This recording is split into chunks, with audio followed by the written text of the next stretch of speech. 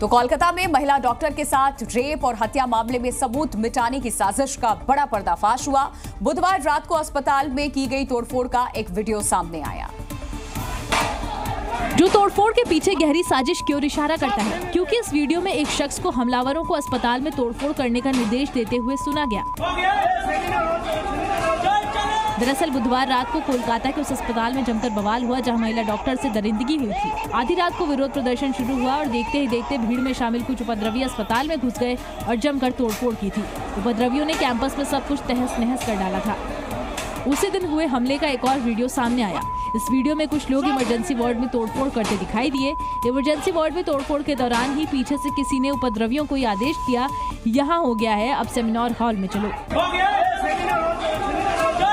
दरअसल seminar hall में ही महिला डॉक्टर के साथ दरिंदगी हुई थी। इस वीडियो के सामने आने के बाद अब सवाल उठने लगा है कि आखिर अस्पताल पर ये भीड़ का हमला था या फिर सबूत मिटाने की साजिश थी, और अगर साजिश थी तो इसके पीछे कौन लोग शामिल हैं और उपद्रवियों को कौन निर्देश दे रहा था।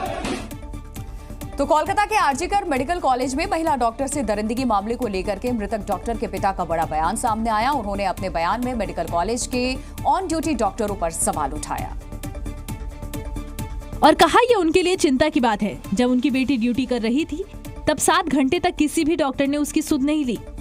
हमको सबसे दिक्कत का प्रश्न यह है कि रात 3 बजे से सुबह 10 बजे तक किसी का जो ऑन ड्यूटी डॉक्टर है उसका किसी को जरूरत नहीं पड़ा।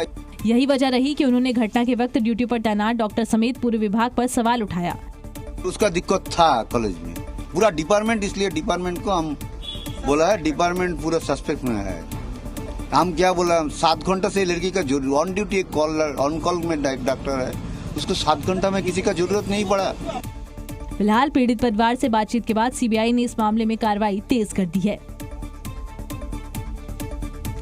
तो कोलकाता में महिला डॉक्टर के साथ की गई बर्बरता का जो मामला है वो तूल पकड़ता जा रहा है। रेजिडेंट डॉक्टर जहां हड़ताल पर हैं, वहीं इस पूरे मामले को लेकर के एनडीए ममता सरकार पर हमलावर है।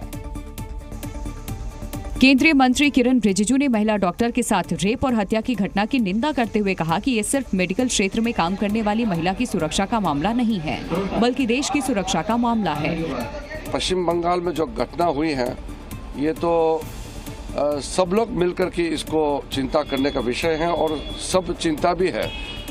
ये मेरे ख्याल से अब ये आक्रोश जो है सिर्फ मेडिकल के लोग नहीं है, ये पूरा पब्लिक भी इसमें काफी चिंतित है, आक्रोश भी है। तो वहीं जीतन राम मांझी ने घटना के बाद अस्पताल में हुई तोड़फोड़ को लेकर ममता सरकार को आड़े हाथों लिया। शोर मचावे शोर, ममता दीदी जो सड़क पर उतर रही है, किसके खिलाफ उतर रही है? उन्हीं के कार्यकर्ता लोग ने ही ऐसी घटना का अंजाम दिया है, जैसा हमको पता है। जबकि कांग्रेस ने दावा किया कि इस मामले में दोषियों को सख्त सजा मिलेगी। कलकत्ता के इस विभत्स हादसे की तो सीबीआई के हाथ में है अब जांच, और हमें पूरी उम्मीद है कि बहुत फास्ट ट्रैक पर जांच होगी और सजा मिलेगी। तो कोलकाता में महिला डॉक्टर की रेप के बाद हत्या को लेकर के जहां देश भर में आक्रोश नजर आया, वहीं आईएमए यानी कि इंडियन मेडिकल एसोसिएशन ने 24 घंटे के लिए देशव्यापी हड़ताल का आह्वान किया,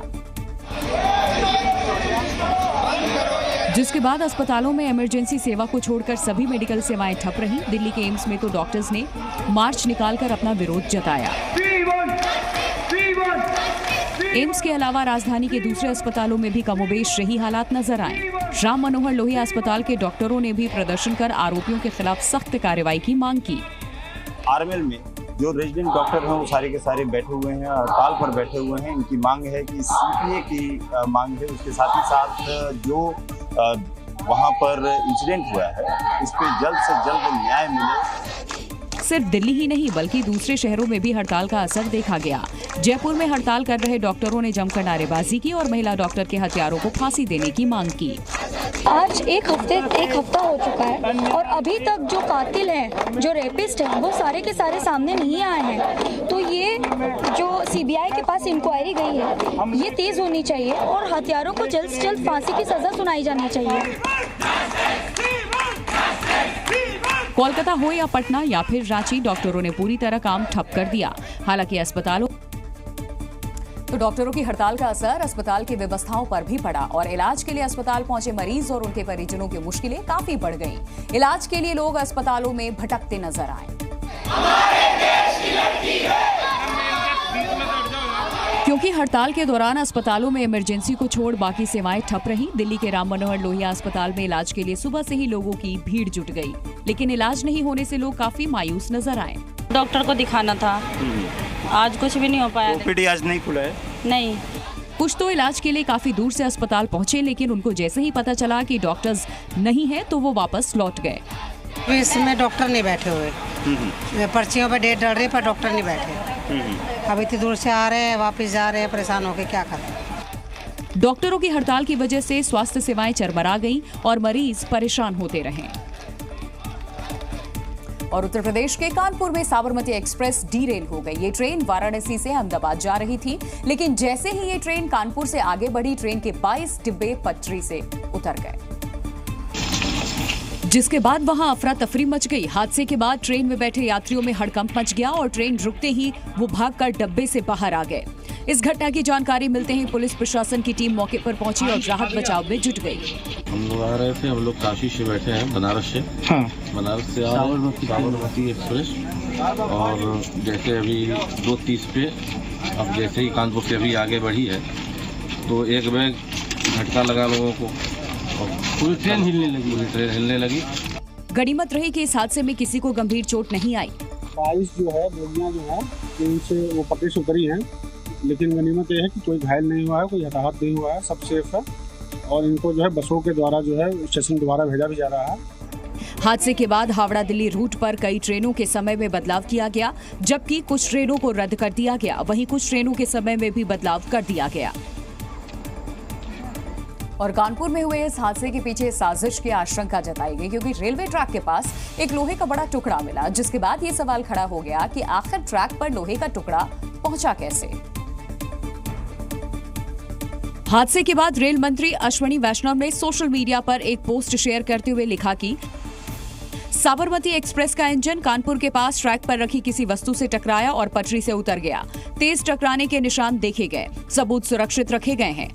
आईबी और यूपी पुलिस इस पर काम कर रही है। यात्रियों या कर्मचारियों को कोई चोट नहीं आई।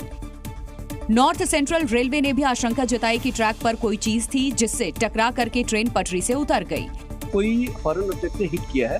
अब ये डिटेल इन्वेस्टिगेशन के बाद ही सामने बातें आएंगी और अभी हमारा फोकस है कि हम इसको इस सेक्शन को रिस्टोर करें पूरी तरीके से। इतना ही नहीं, ड्राइवर के मुताबिक ट्रेन के इंजन से कोई बड़ा पत्थर टकराया, जिससे इसके अगले हिस्से में जानवरों से बचाव के लिए लगा कैटल गार्ड बुरी तरह से क्षतिग्रस्त होकर मुड़ गया।